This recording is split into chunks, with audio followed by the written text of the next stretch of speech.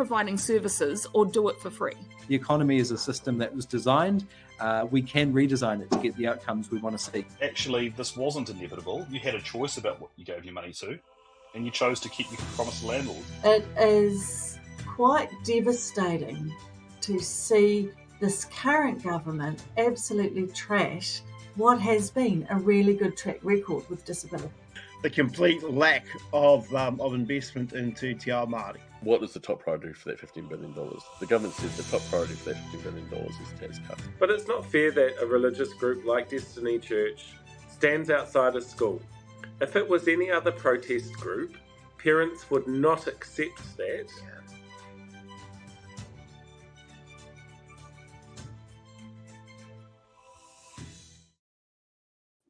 Right, hello there, good evening. And sorry, my internet literally crashed when I hit the go live button and everything stopped. And I need to apologize profusely for that.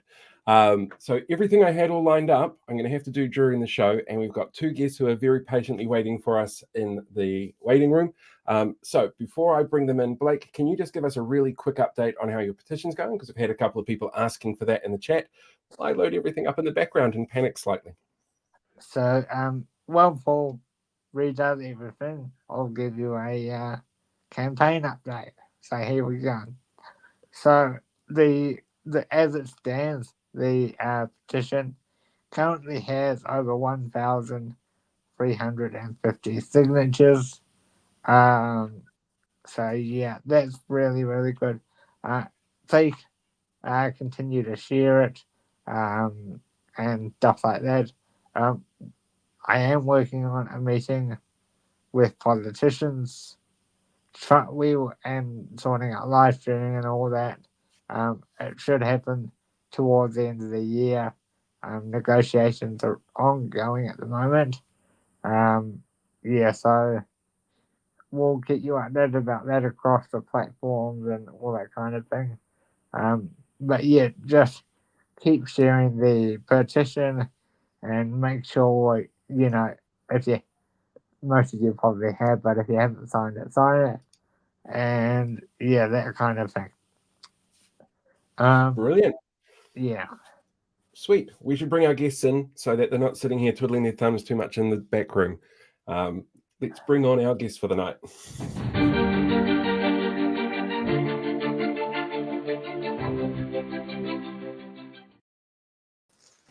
Right, joining us now, we have Dr. Will Falvell from the Henderson Massey Local Board and Councillor Tim Macindoe from Hamilton City Council. Good evening to both of you.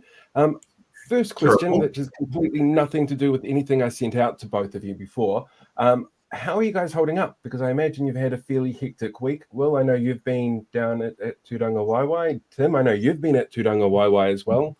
How are you guys holding up with everything that's hit lately?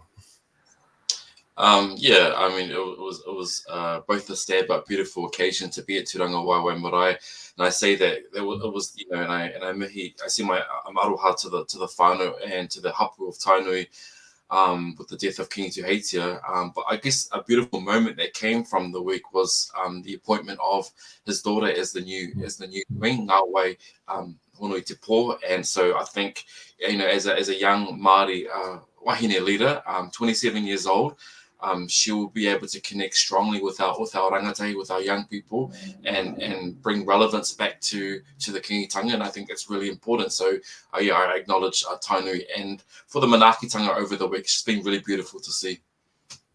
Yeah, I agree with Will, Paul. It's been obviously a sad week, a memorable week, but it's ended on a high with the announcement and the what's the right word? The blessing and the crowning of our new queen, only 27 years old. That's a huge responsibility. I was at Tūranga Waiwai on Monday afternoon with local body politicians and others, including an Olympic delegation. Their speaker was very powerful. There was an Olympic delegation there. Well, Kingi Tuheitia had been to Paris for the Olympics just a few weeks ago, and they had very much appreciated that strong expression of support from him and came to pay their respects and return the favour. And in fact, I was not just over a week ago, early on Friday morning of last week, I was on the new bridge across the Waikato River in Hamilton. And the plaque there indicates that the bridge was being opened that day by Hamilton Mayor Paula Southgate, Transport Minister Simeon Brown, and Kingi Tuheitia, who had actually given his blessing to the name, beautiful Maori name of the new bridge. But sadly, of course, the news came in while we were there that he had died just a few hours earlier. So that cast quite a sad pall over the events. But the tribal leaders said he would want us to carry on, and they did. And it was still a very moving and obviously very memorable occasion for that reason. The impact of somebody like Tuheitia is obviously going to be something that's felt for a while. He had a really specific policy that he was trying to push, kotahitanga, unity. Local government, to me, feels like the perfect place to push that and to see that realized, because it is communities choosing the people who make the decisions for within their communities. Is that something that you guys as elected officials with community roles feel that way, or do you see it slightly differently, having been on the other side of the stand, other side of the glass? Yeah, so I was lucky enough to head to Turanga Waiwai on Tuesday with Auckland Council, elected members and those who work at Auckland Council. And we did so, under the umbrella of kotahitanga, manaakitanga, all those beautiful values that come from Tainui.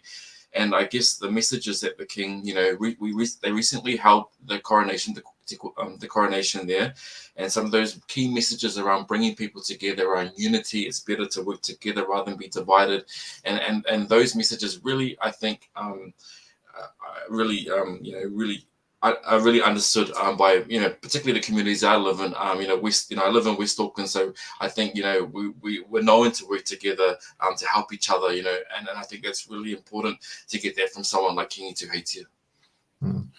And I agree. I think that is the thing that he will be remembered for. Certainly, the theme of the week has been kotahitanga. It was repeated by politicians across the political divide as being clearly a desirable objective, hard to achieve, but always something that should be underpinning efforts, because as Kingi Tuheitia often said, we can come together, we may not agree, but the important thing is we sit and we talk face to face, get the issues out on the table, and quite often you can make much greater progress that way than if you're just taking pot shots from the sidelines or from some distance. Pot shots from the sidelines is what I do best. That's your job, Paul. That's my job.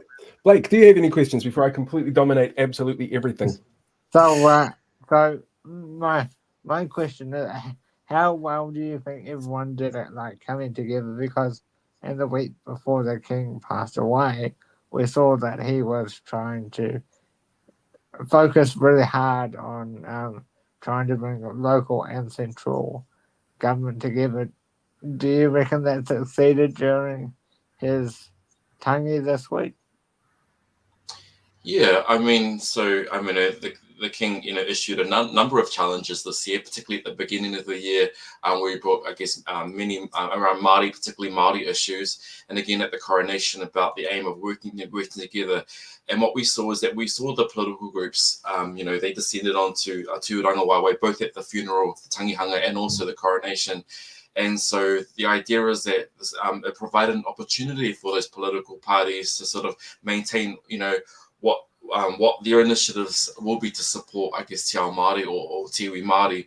And I think having those national conversations are important, and the need to be consistent with those, with speaking about those issues are really important. So I think that, and unfortunately, under the funeral, under the title of a funeral, that those conversations and messages were reverberated around the country.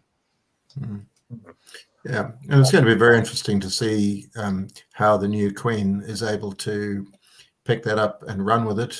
Clearly, she has been, to some extent, an understudy to her father, and an articulate, intelligent person. Many, I'm old enough to remember her grandmother as well.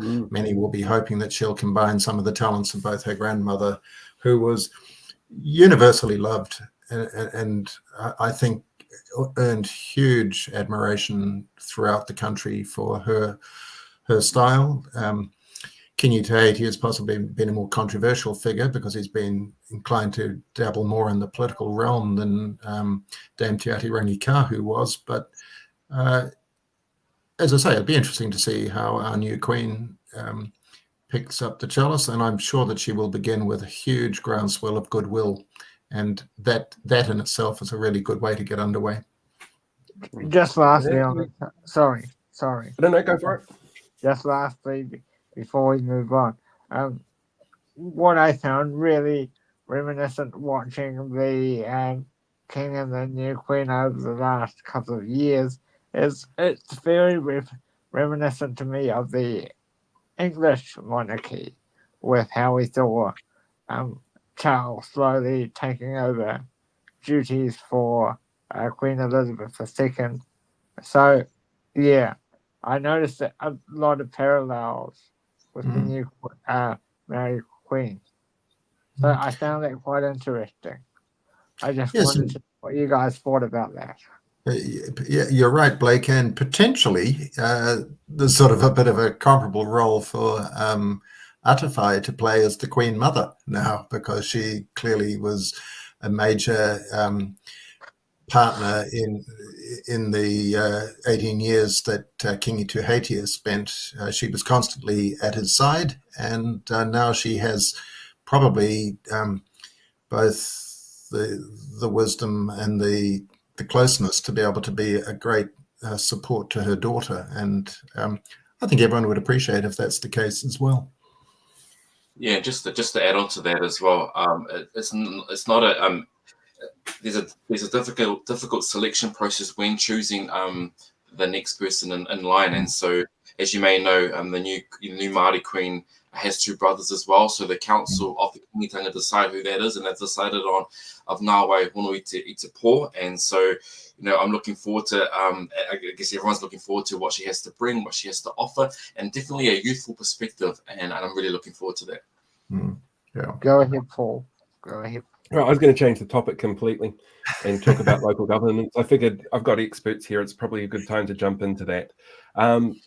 There are 4 terms that I've got sitting here in front of me. Social well-being, economic well-being, environmental well-being, and cultural well-being. And these are the 4 pillars that are currently legislated for local government in this country as to what local governance is there to look after and do. I'm kind of curious from your perspectives, what do those mean to you? It's a really interesting question, Paul. I think when if I could use sort of one term to sort of underpin all the 4 pillars that you've talked about, I think connectedness, and I think connectedness is such an important aspect of local government. And I guess being here in Auckland Council, we're a little bit different from other councils because we have 21 local boards. They're not community boards. They're a little bit more power than community boards, but they're essentially they were legislated as local boards. And what that provided is an opportunity. We've got 130,000 people in our local board area now, so comparable to many city council sizes around the country. But our job really was to sort of advocate for local issues that pertain to those who live in my West Auckland local board. So I think about connectedness. I think about making decisions around it'd be around infrastructure, it'd be around roading, around community projects, community facilities, all those things that keep our community connected. So I guess that's the term that I would think about when talking about the 4 pillars. And Paul, what you've of course identified is the 4 well-beings that the current government has signalled will no longer be part of the local government arrangement, or at least not formally required under the Local Government Act. And just for a little bit of history, they were initially brought in under the Helen Clark government, then taken out under the John Key government, then reinserted under the Jacinda Ardern government, and now they're coming out under the Christopher Luxon government. And so it does reflect a little bit of a different approach, I guess, between the 2 main parties that have led governments of the last 20 plus years. The question, and I don't speak for any particular party, although I am a former national MP, the current government is saying, well, local government is really struggling, debt is huge around the country, rates rises are huge.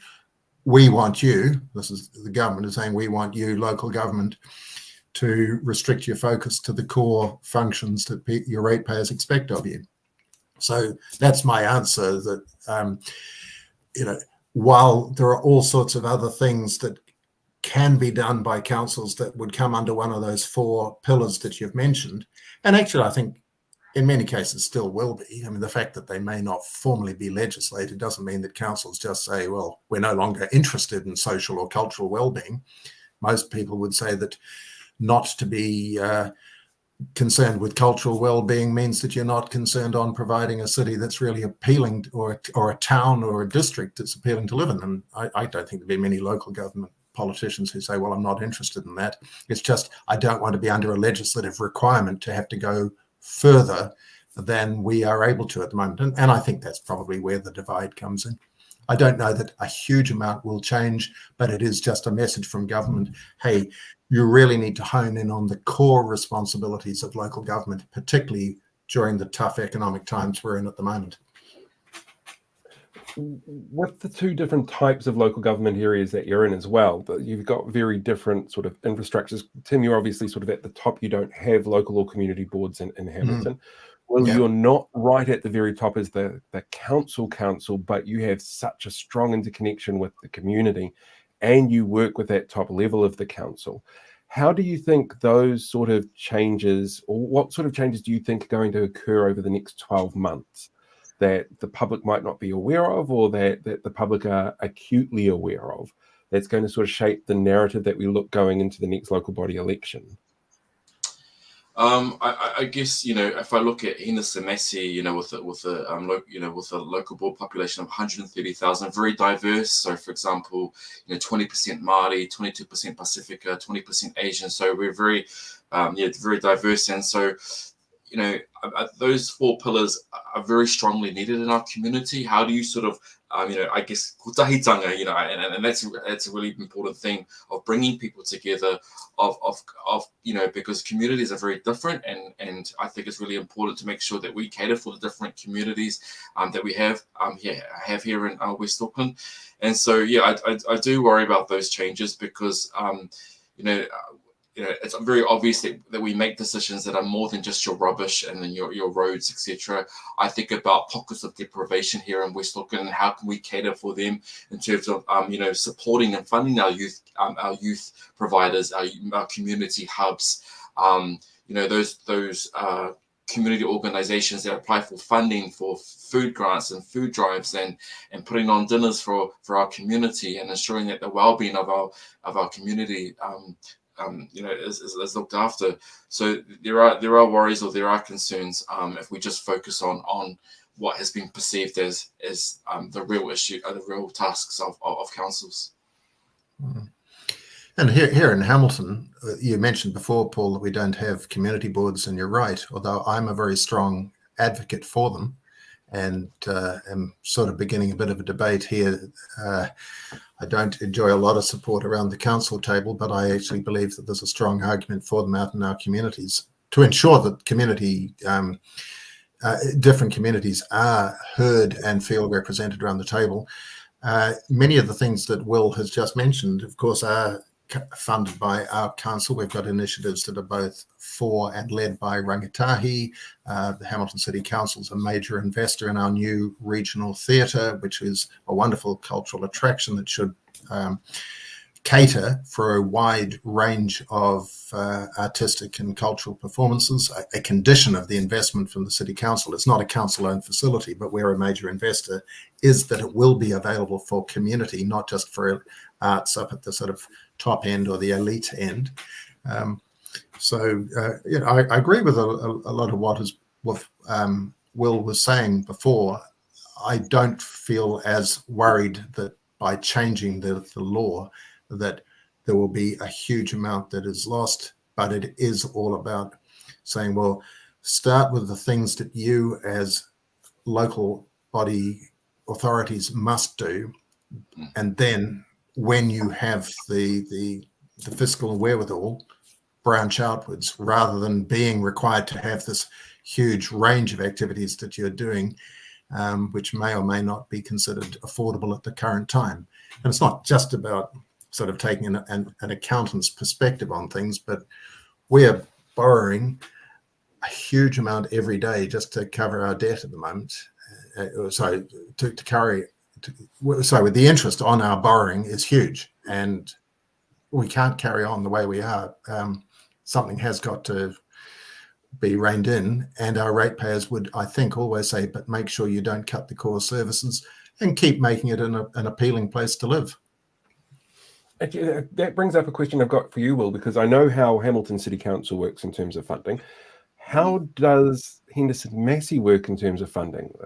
Because I should know this. I get paid by you guys sometimes, so I should probably work out where the money's coming from.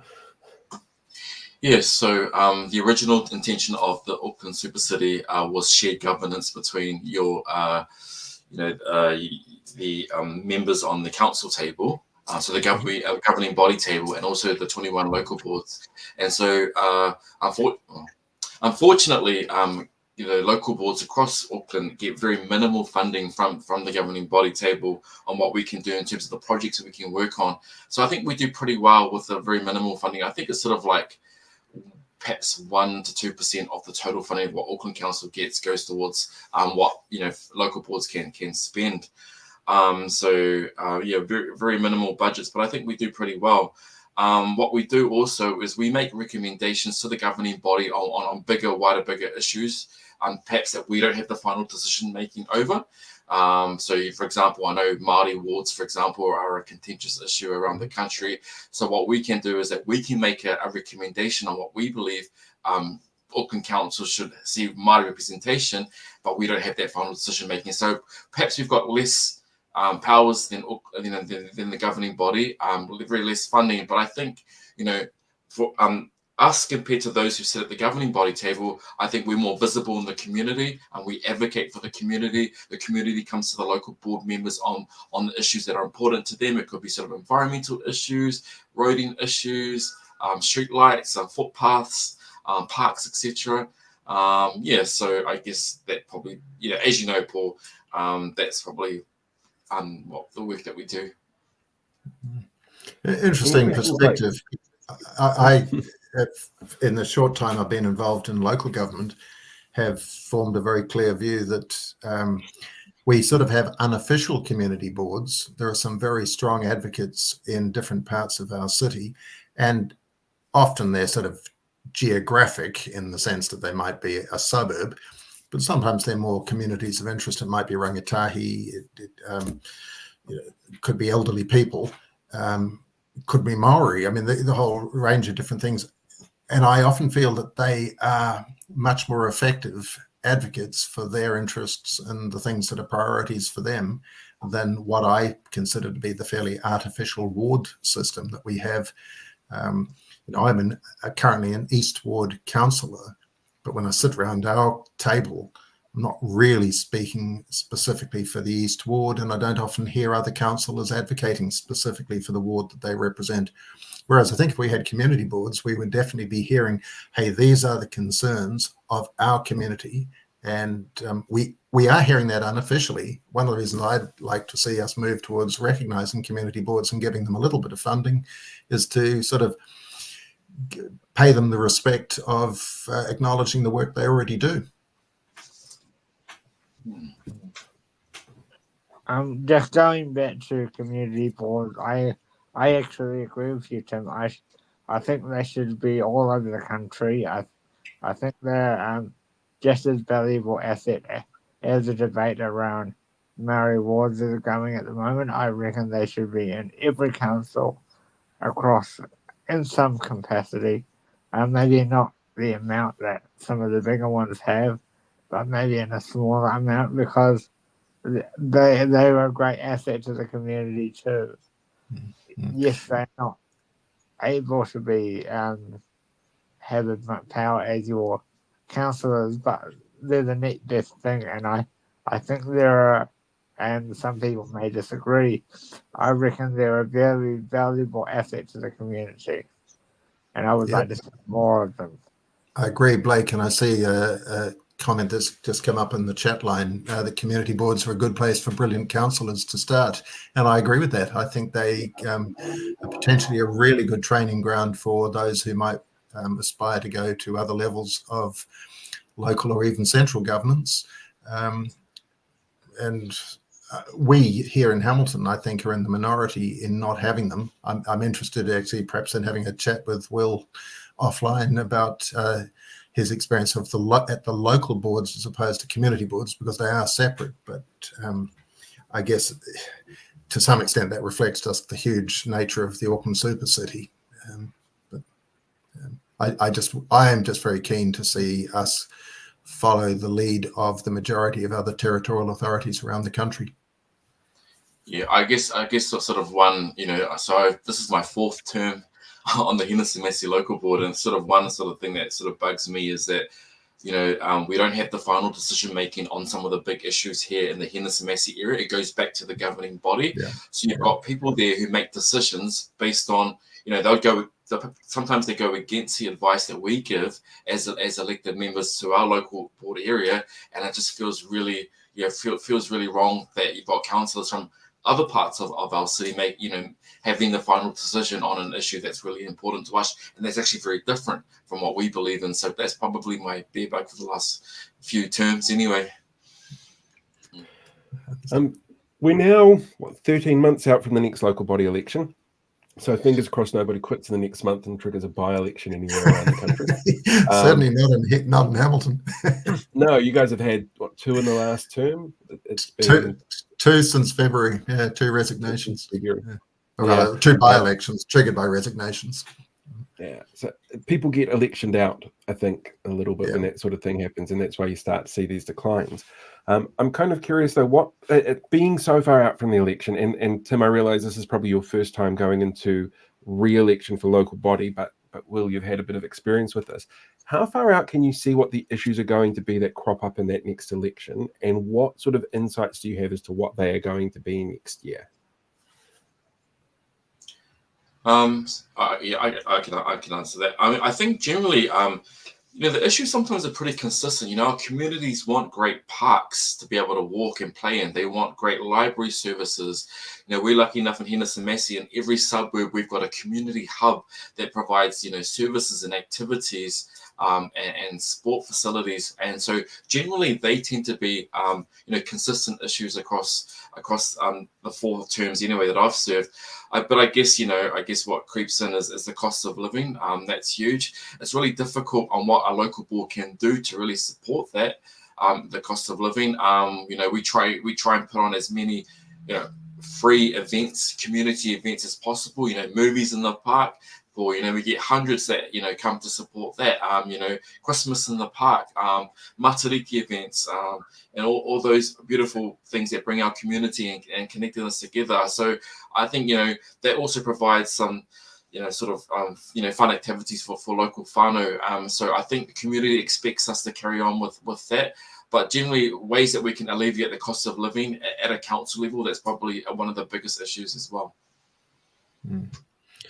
Yeah, I think that economic factors are probably going to dominate the thinking of most voters at the local government election next year, because right around the country you're seeing local authorities that have signalled massive rates hikes. Those that are not double digit are very few in number. Here in Hamilton, we've just put rates up by 16.5% this year, signalling almost as much as for an increase next year. The impact of this on people at all levels is pretty huge, and it is not just for our residential ratepayers, but also for our commercial ratepayers, many of whom are saying you're rating us out of our city.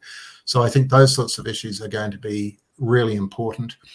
If you were asking this with a Wellington local body person on, almost certainly they'd say, well, I guess which one of us can promise to fix the pipes in a way that doesn't cost a fortune, but does make sure we get the water flowing safely and well.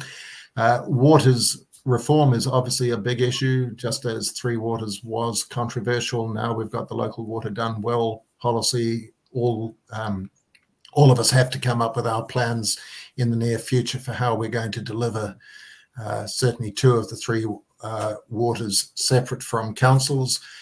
So, yeah, these are some of the big issues that will come up. But also, I acknowledge the things that Will was talking about before are important because they are what make living in areas appealing. And I don't think there'd be many councillors who'd go out and say, well, I'm not interested in ensuring that we have wonderful parks and gardens and cultural attractions and sports fields and all the rest of it. In fact, if they were saying that, I think you'd be turned off by it because... Have you met your co-Eastwood Hamilton councillor, Andrew Bidder, by any chance? He's exactly the same kind of person who was sit there going, as long as I'm a landlord and I'm making money and you're not taking the vaccine because it will cause you to die, and Liz Gunn is the most amazing person ever. I don't know if he's a big fan of things like parks.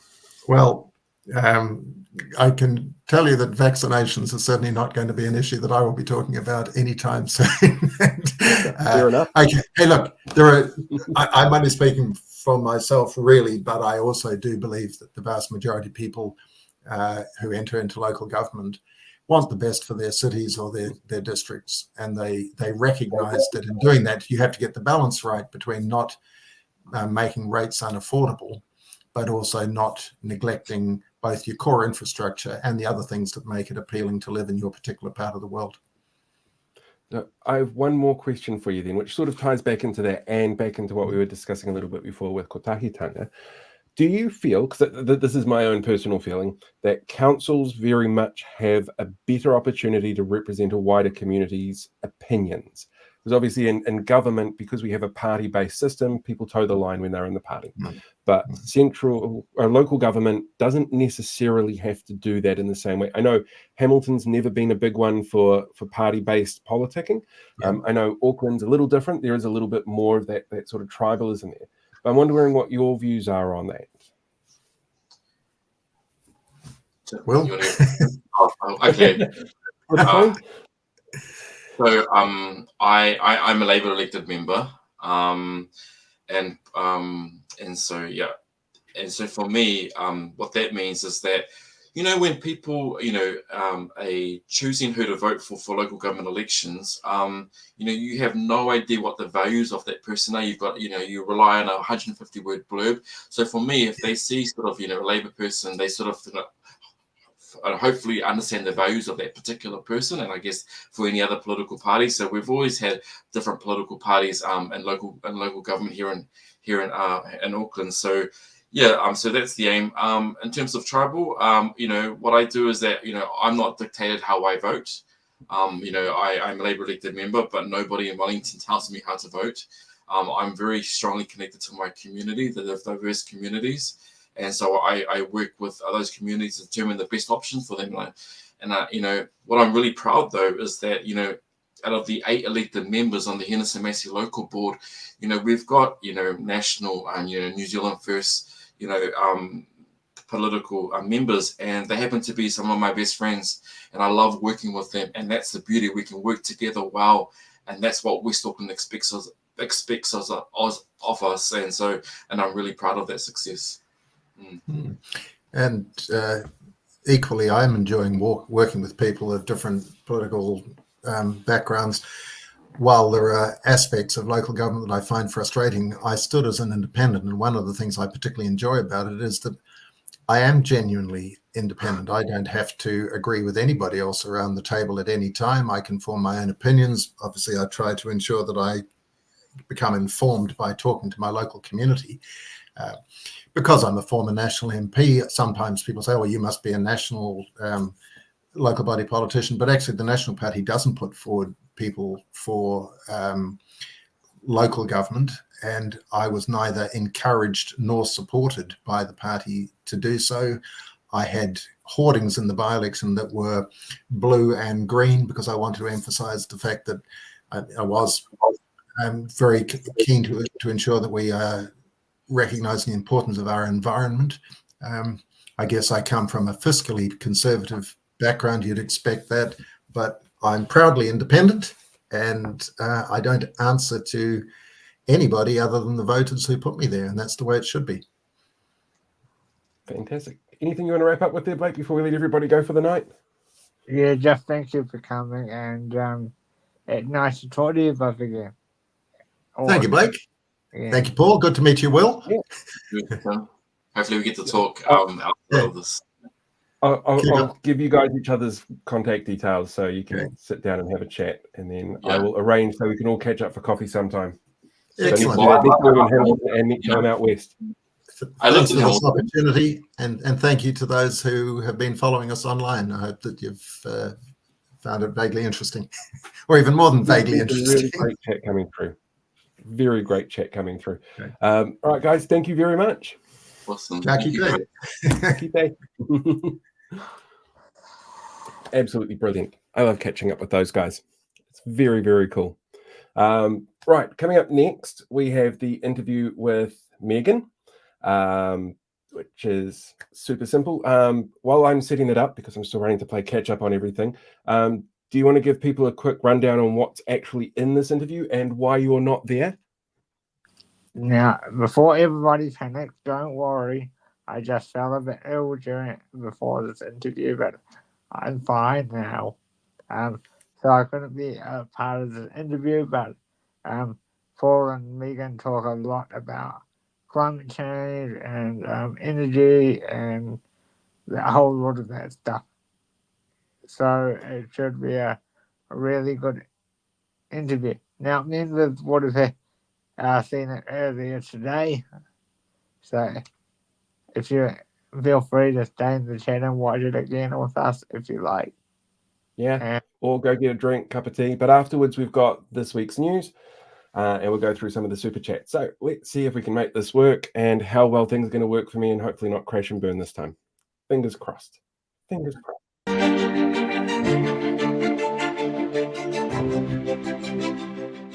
Joining me now, I've got Megan Woods, the MP for Wigram, Labour stalwart. You've been in the party for a very long time. I've been an MP for 13 years. I've been the Member of Parliament for Wigram. That's really impressive. They must absolutely love you there. Well, my predecessor was the Member of Parliament for Wigram for 27 years, so I'm not even halfway there. Yeah, Jim Anderton. He was here for 27 years. So I did some math on it the other day, and it's kind of like 40-odd years, 2 MPs in this electorate. That's impressive. That's really impressive. And Jim's got, those are big shoes to step into. Really big shoes. And also, of course, the weekend that's just been has been the 50th anniversary of Norm Kirk's death. And of course, Norman Kirk was the Member of Parliament for Sydenham, which is now Wigram. So there's some very big shoes tucked away in Wigram. Yeah, well, you seem to be doing a really good job of it at the moment. You've been there for a while. People obviously enjoy what you're doing down there and see the value of what you're doing. You've been a minister as well as now in opposition. And in opposition, you're the spokesperson for climate change, energy, and resources, which to me feels like something that's all kind of connected. Absolutely. All sort of interacted. Do you get the impression that your opposition on the other side of the floor don't see it that way? Oh, not at all. I don't think they see the energy and resources portfolio as a climate portfolio. I mean, I think one of the things that any government of whatever stripe has to realise that every minister has to be a climate minister now, but no more so than in the energy and resources portfolio. It's one of the critical levers that has to be pulled. I've got a quote here from the Prime Minister last week. I'd love to get your feedback on this one because I know full well how stupid it sounds. When we don't have wind, rain or sun, we need gas to rely on, not imported coal. We're taking urgent action to reverse Labour's reckless ban on oil and gas exploration so New Zealand can have abundant, affordable energy. I can't imagine something that takes nearly 20 years to get results is going to help us in the energy crisis we've got at the moment, but I'm kind of curious what your perspective is on this. Well, I don't even know where to start. So let's start at the end with the affordable energy part of it. That if any government thinks that shipping in LNG is a way to deliver affordable energy, they really are not understanding what's going on. We're looking at between $200 and $300 a megawatt hour to produce electricity from LNG. It is an unaffordable form of energy. And of course, I don't think there's any political debate about the sun doesn't shine at night, and when it's cloudy that the sun doesn't shine, and when it's a still day there isn't wind. They are givens, but there are other ways to store energy. What we see at the moment in New Zealand, we store our energy in the form of fossil fuels, whether that is gas or whether that is coal. And we have to find ways to store renewably, whether that's using our hydro lakes differently, whether it's around grid scale batteries, about using geothermal in a more flexible way. There are a lot of opportunities that New Zealand has that will deliver on that affordable, secure and abundant energy. But I can tell you, importing gas or restarting drilling is not the way to give New Zealanders that security of supply and the affordable energy into the future. This current government is obsessed about how much coal they're building and think they need to have a merit badge for the fact that, you know, that gas is arguably around half the emissions. Well, I say it's 100% more the emissions than renewable forms of energy, and that's what we've got to be striving for. It feels very much like the same kind of message we get from this government about a lot of things. It's very cherry-picked with the information that they put out, because gas might have less particulate emissions, but it has a lot more methane emissions than we see from something like coal, which was already our largest emission gas that we put out there because of the agriculture industry.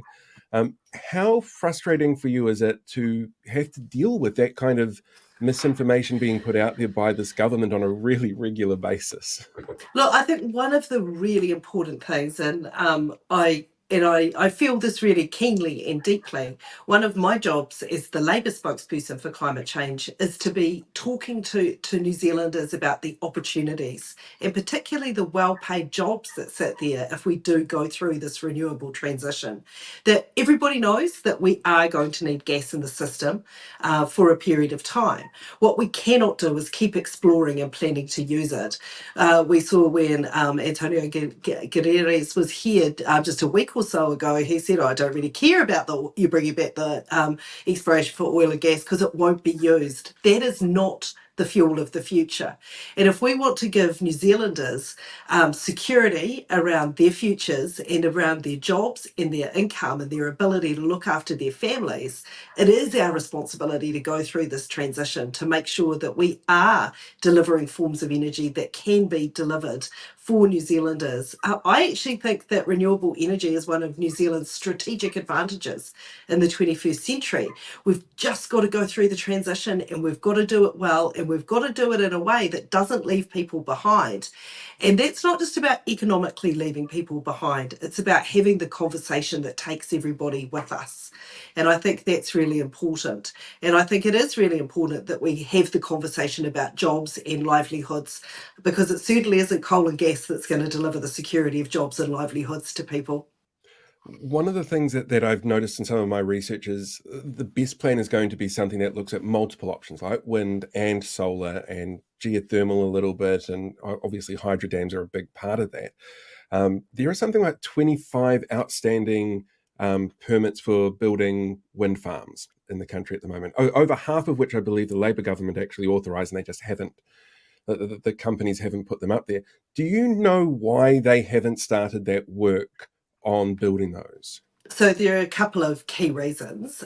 One was the instability and uncertainty that will they stay or will they go around Tiwai and what was happening with Rio Tinto. It's 14% of our electricity use down there. So actually, until there was a decision around that, a lot of people were holding off. One of the other things that I know that the current government has advice on it, I've seen it written down on a piece of paper given to the Minister of Energy, is that you actually have to be doing demand side measures as well. It's one thing to say we're going to consent a whole lot of renewable energy, but unless you're helping and partnering with businesses to stimulate that demand in things like the government investment in decarbonising industry, getting Fonterra off coal, getting New Zealand steel off coal, that's what will stimulate the demand to match the supply. It's not just to build it and they will come. You've actually got to do both things together, and governments need to be looking at both demand and supply side measures if we're going to do this transition in a way that doesn't cause undue chaos for people. We have a government that tells us that the emissions trading scheme is going to do this alone. Well, we'd have to shoot the cost of the ETS, a carbon credit, up to somewhere around $150, $200 a tonne overnight to get a lot of those business cases that Giddy was doing across the line. And I can tell New Zealanders what that would do to immediately overnight to their energy costs. we need to be doing this in a far more orderly and planned way. Actually, what can the government do about those energy costs? We're seeing record profits come out of the gentailers at the moment, of the four big ones. People are obviously paying more for what they're using, and we're seeing those record profits come through. Is there something that the government could do to step in to help with that, bring the cost down? Because that obviously impacts people in a cost of living crisis. Is there a trick that's being missed essentially in that area?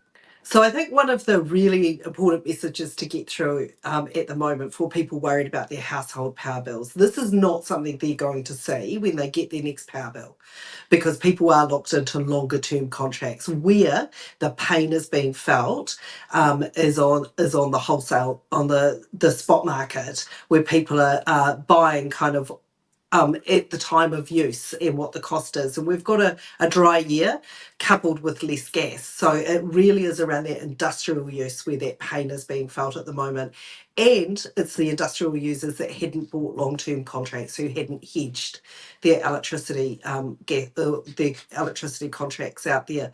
I think there are a few things that government could do, one of which is storage. That a lot of what is driving the price is the simple economic idea of demand and supply, and there's scarcity. So I think one of the things in terms of making sure that we have got ways to store and get through a dry winter is critically important. We had a piece of work underway on that in the New Zealand Battery Project. The government was allergic to the idea of pumped hydro in Lake Onslow. They scrapped the work on that. That's their decision. They were elected. I don't think it was the right decision, but they threw the baby out with the bathwater. They got rid of all of the work around renewable storage. And I think that's work that they need to be really digging into now and getting underway, because it is storage and the ability to store that abundant energy that really will have an impact on price. The other thing is actually just other forms of generation coming in that isn't as volatile. So offshore wind, for example, is a lot more of a steady form of wind energy than onshore. But Sir Ian Brown's been leading the consenting regime for that we'd got underway. That's been gathering dust on his desk. Really needs to dig into that, quietly granting offshore mining permits and overlapping zones with some of those where their onshore wind could go, without doing that work and thinking really carefully about what is the best for New Zealand 10, 20, 30, 40, 50 years down the track. What is going to give New Zealand the most value? But then we do need to continue to look at those markets as well. I think we are seeing a broken market in electricity. When we did our electricity price review, the recommendation was not to decouple the gentailers, their generation and their retail arms. That work's a little bit older now. So I'd always said that we were open to continually looking at that. So the EA is doing quite a lot of really good work around market making powers, but certainly if I was Minister, I'd be looking what else we could do, because it does seem that we have a broken market there at the moment. In terms of those ETS as well that you mentioned before, I've got a question from one of our viewers here. It's a bit of a long one here going, many farmers and consumers are becoming concerned about the number of farms that are being converted to pine trees for carbon credits, which is causing a reduction in available land for food production. It says it understands the need to curb emissions, but feel that some better solutions that permanently store carbon in soil through native forests and regenerative farming practices are available. Would Labor continue that scheme? So, one of the debates that is really heating up, and it was starting to really gather steam before we went out of government, is this idea about whether we're talking about our net or our gross emissions. So when we're talking about net, we really are talking about the way in which we can sequester, and that is through forestry at the moment. We do need to be careful that we're not going too far, not only in terms of our productive land, but also that we keep producing carbon credits. So I think that's one of the things that the Climate Commission has had quite a lot to say on, in terms of we can't just continually basically print coupons to emit, which is the forestry sector of that. So we do have to make sure that is working in lockstep with what we need to do around our emissions budgets as well. but also there are other technologies here in Christchurch, in my electorate of Wigram actually. There's a company, Aspiring Materials, that has got some funding from the Breakthrough, which is the Gates Foundation, to look at Ovaltine, which is a rock, and the way in which that can sequester carbon. So there are other ways in which we can go about things. So we have to be looking at all those options, but we cannot continue to believe that we can just continue to plant trees, and that's our emissions dealt with, and that we can just continue as we are without actually cutting the pollution that we're causing. We cannot do that for many, many reasons for this country. And our prosperity is one of them in terms of our ability to earn a living from that land as well. See, the idea of planning for the future is a really interesting one as well. I noticed part of National's plans for climate control and climate change control is technology that hasn't been invented yet to stop methane emissions from cows. I'm kind of curious what your perspective on that is. I've heard of the possibility of something being done on a genetic level, something as simple as a nose plug for some cows changes their methane output. But to put that as a cornerstone for a climate change policy feels a little tenuous to me. Yeah, hope and a prayer. The vaccine's always been 10 years away, just about the whole time that I've been involved in looking at these things. Look, without doubt, there are things that we can do to reduce emissions. There's different forms of pasture and different feed that we give our livestock. The vaccine, there is work progressing on that. There is a range of things. I think one of the really interesting things to look at, if you look across the emissions across all of our dairy herds across the country, there's wild variation. There's not just a constant. So I think we do need to look, how can we be doing best practice with the lowest forms of emissions? But we cannot kid ourselves that technology is going to solve all of this. We've got to work a little bit harder than that. And look, farmers know that. I speak to so many farmers who know that. They know that if they want to continue selling their products into high value markets, it's not just government policy that they need to be watching, but it's also in terms of those scope 3 emissions and the carbon or methane, the carbon equivalent that is in our food products that major retailers around the world are looking at. Fonterra is being driven, as you know, is really being driven because Nestle is making some pretty ambitious targets around what its ingredients need to look like. So this isn't just a matter of, should New Zealand do this or not? It's New Zealand has to do it if we want to continue to be an exporting country and we want to sell our products into those premium markets. And let's not forget, our European Free Trade Agreement's got some pretty stringent environmental and climate clauses in there, and that if we want to continue to have access to that market that we work so hard to get that free trade agreement with, we can't become a laggard. I was actually going to bring that up because it is a big part of that free trade agreement, and we're not looking to meet those requirements by 2030 at this stage with the changes that this government's brought in. Is that something that for you is a bit concerning? There's this big marker that's 6 years away, essentially, that we're not looking at meeting because of the changes that we've seen implemented in the last 10 months. Look, absolutely. And each one of those changes is going to cost New Zealand, because if we do not cut those emissions at home, we're going to have to go and pay other countries on their climate reduction journey in the form of buying international credits. And it is to the tune of billions and billions and billions of dollars. So when this government said that it didn't want corporate welfare in the form of the government investment of decarbonising industry, which was recycling the emissions trading scheme money into partnering with business to cut their emissions rather than paying them through their industrial allocations to continuing into the future, and we were getting marginal cost of abatement, so effectively a price of carbon of, I think it was around $19 a tonne for one of the first ones. Show me anywhere else in the world that you can go and buy a carbon credit that has any environmental integrity for $19 a tonne. And look, the EU has really thrown down the gauntlet. It's said to countries, if you can't meet your 2030 targets, you can come and purchase credits in the European ETS.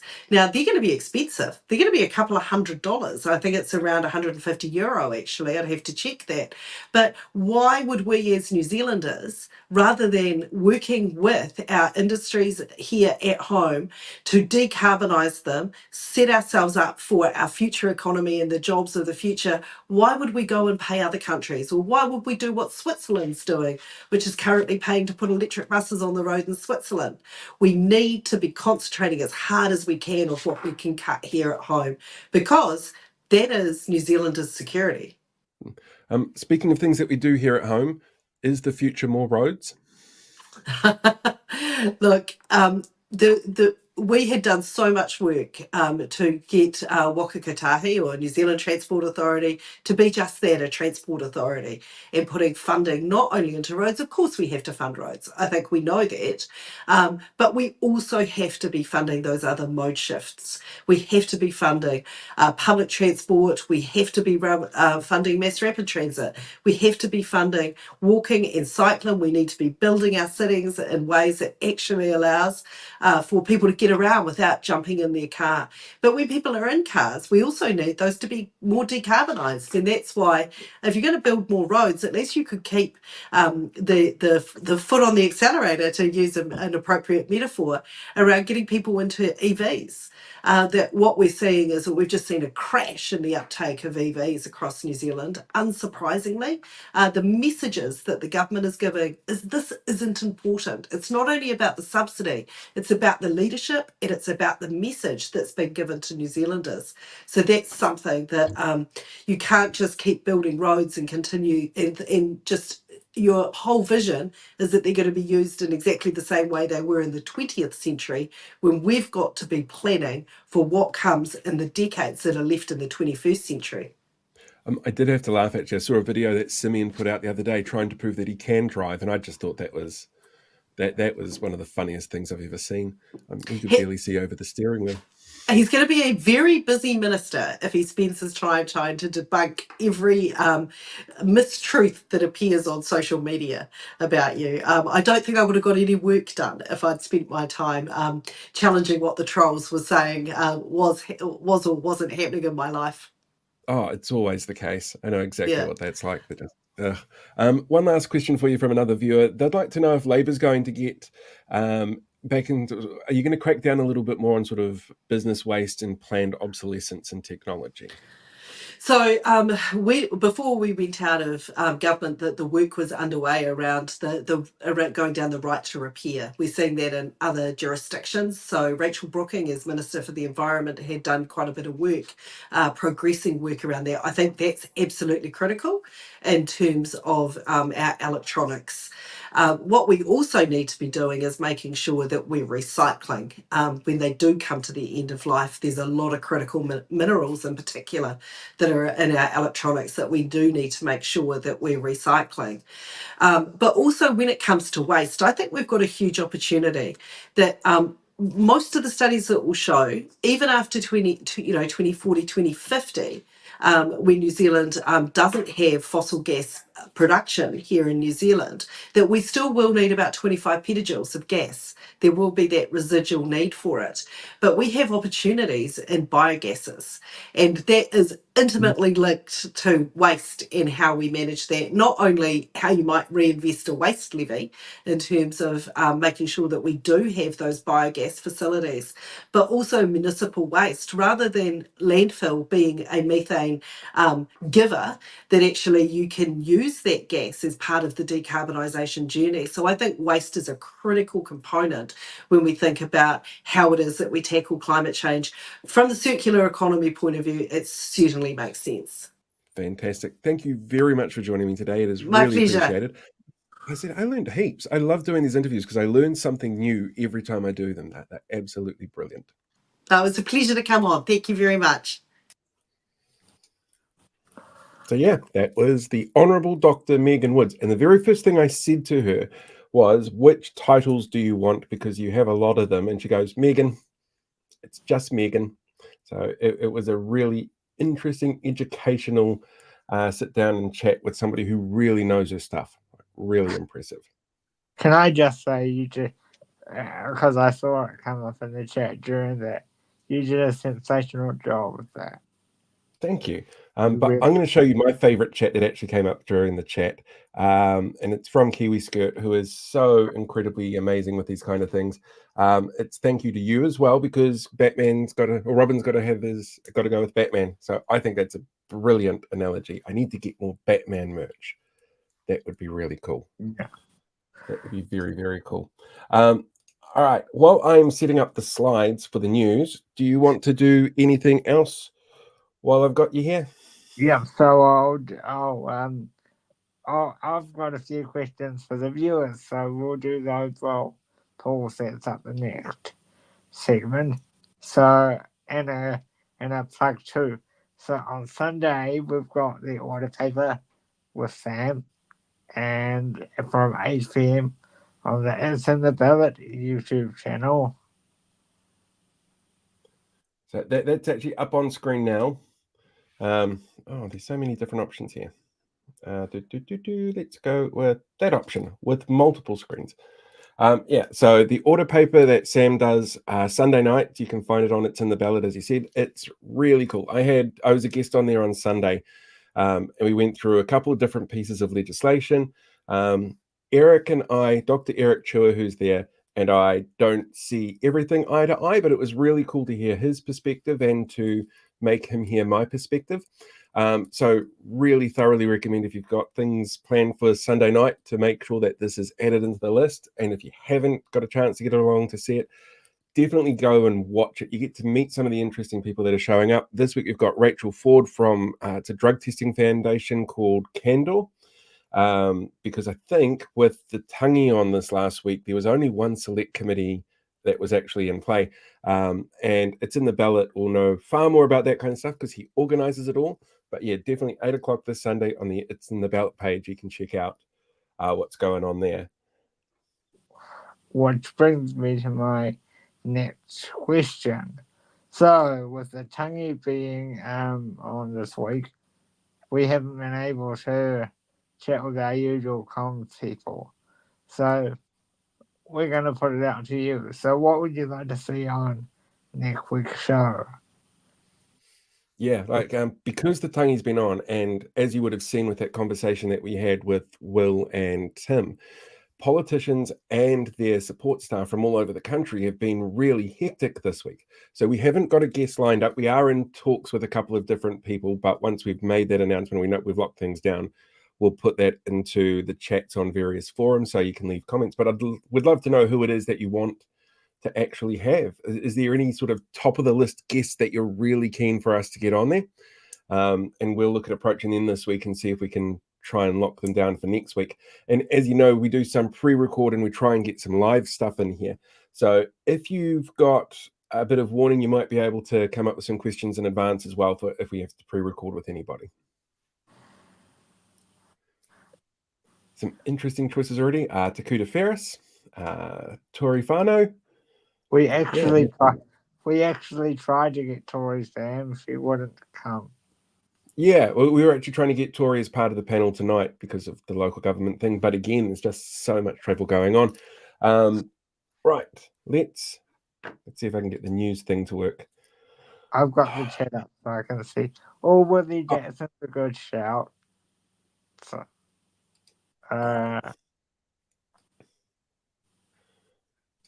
lots of people want to hear from Tori.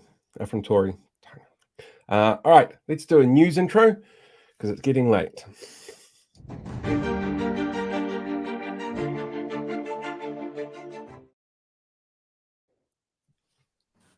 That went really smoothly. Last weekend, it was announced that hospitals in the Wellington region are no longer offering basic foods like toast and cups of tea to new mums due to what Te Whatu Ora are calling overspend and what everybody else is calling cruel, nasty, small-minded underfunding. When asked about the issues, Nicola Willis said, let them eat cake. This is their own fault because Labour bad. After public outcry, though, the government stepped in and resumed the toast and tea, showing that they can actually get involved in operational matters that they said they couldn't touch if enough people make enough noise. Research out of Harvard University this week showed that female leaders in Aotearoa, New Zealand, receive some of the most hate-filled, abusive threats of any leaders in the world.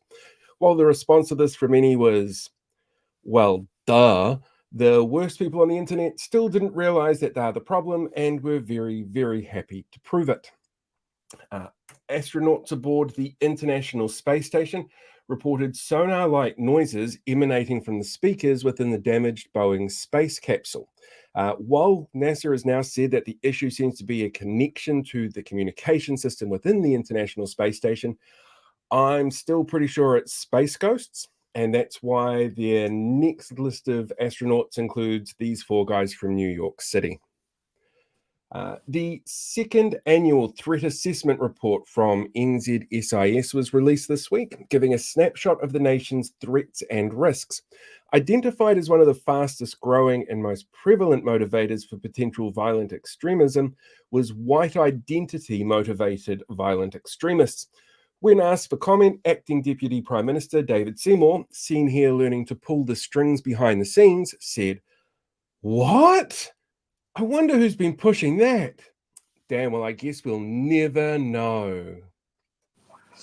Hamilton City Councillor Andrew Bidder, seen here showing his ability to make the most trustworthy friends to overthrow governments together with, was this week found in contempt of Hamilton City Council's Code of Conduct for an expletive-laden rant full of slurs aimed at disparaging the disabled community. While Bidder claimed it was infringing his freedom of speech, in documents that he leaked to the media to try and justify his actions, an independent investigator recommended censure. Now, on a totally different topic, Simeon Brown, seen here telling students that some of them will be seriously hurt by his blanket speed increases and his removal of raised speed bumps, but that's a sacrifice he's willing to make to save 58 seconds on a trip. He threw out recommendations earlier in the year on changing local government so that Bidder and other elected officials who are actively trying to make the country ungovernable faced actual consequences for their actions. In the final day of King Tuheitia's tangi, Prime Minister Christopher Luxon met with the President of South Korea. The President spoke of the connection forged in war when New Zealanders supported South Korea against North Korean aggression, while Luxon told delegates all about K-pop and Squid Game. Apparently, the speech would have been longer, but Luxon couldn't find a way to sum up all 11 seasons of the show MASH. But don't worry, his impressive oratory skills are definitely being noticed by all the alt-right people. On Wednesday, Stuff revealed that a pharmaceutical company had offered to give free early access to Keytruda, a life-saving cancer medication, but doctors were instructed by Health New Zealand not to offer it. It was also revealed by that Dr. Shane Reti, seen here wondering if you're actually going to eat that toast after giving birth, had initially tried to get money in the budget for those 12 life-saving cancer drugs that National promised in the election campaign, but was turned down and then ghosted by Finance Minister Nicola Willis after the initial plan to only fund a few of them was dropped, until the day after the budget, when people started noticing, despite assurances from the Prime Minister that they had been working on a fix for 6 months. Now, speaking of Dr. Shane Reti, it was also revealed yesterday that the flowcharts that he claimed to justify $1.4 billion in health cuts earlier this year and used as a justification for the removal of the Health New Zealand Board of Directors and installation of hatchet man Dr. Lester Levy as commissioner don't exist. The charts claimed to show the bloated 14 layers of administration.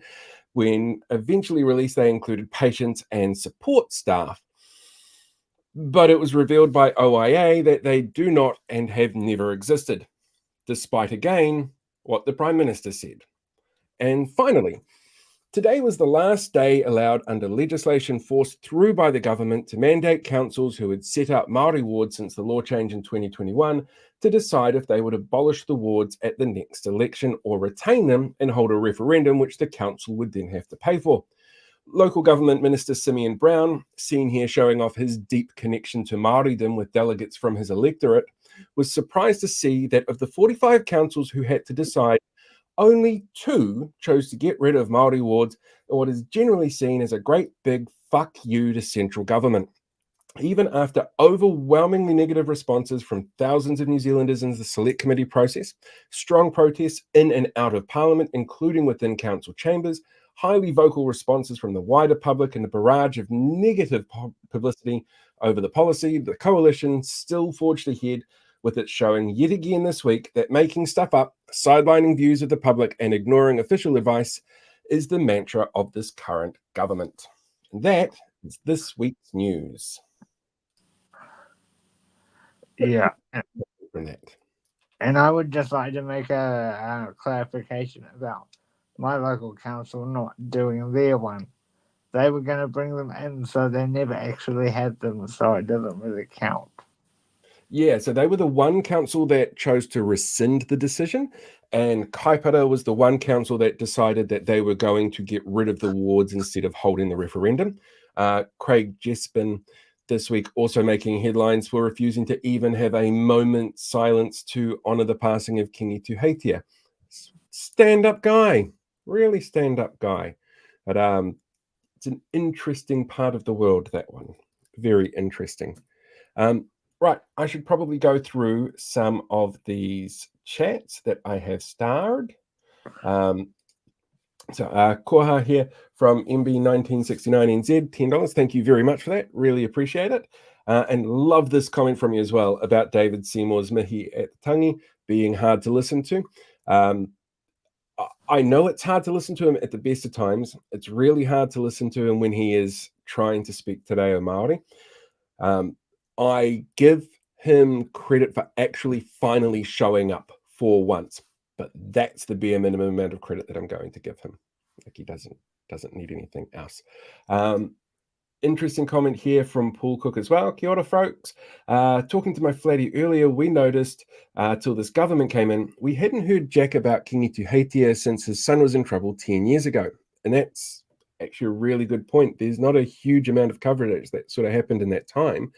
But the last sort of 10 months, the Kingitanga movement certainly worked really hard to be seen and be heard and to bring people together, which is very cool. This one I think I put up while we had Tim and Will here. Culture exists in everything. So when you eliminate culture from things like councils, you're actually just eliminating one specific culture. Yeah, absolutely. Tina here with an update. Re-Māori wards, councils, 39 retain, 1 disestablished, 4 to be confirmed, 1 rescinded. I know Far North had moved the date of their decision because it was originally going to be yesterday during the tangi. But yeah, I'm not sure what that ended up, if they ended up making the decision or not. It's been one of those days. So yeah, some great stuff coming through here. MB69 again, 68. Got to get those numbers right. You could create energy by burning green waste in gasification units. That I think would be brilliant. I think that was originally one of the plans for, I want to say Meri originally. And this comment here from Kiwi Skirt as well. So many options, but the government want what they want.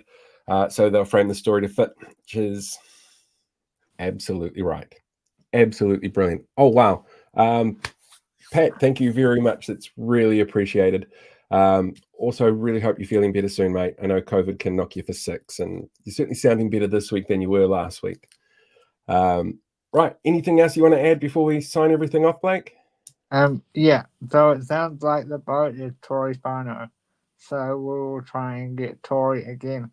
I might have to ring the council on Monday because they don't answer their emails, but yeah. And we'll worry about that on Monday. Yeah. Definitely a Monday issue, but keep track of the community tabs here on YouTube if you're watching it through YouTube, and we'll post it on Facebook as well if you're watching this through Facebook. And as soon as we've got somebody locked in, we'll let you know. It'd be absolutely brilliant.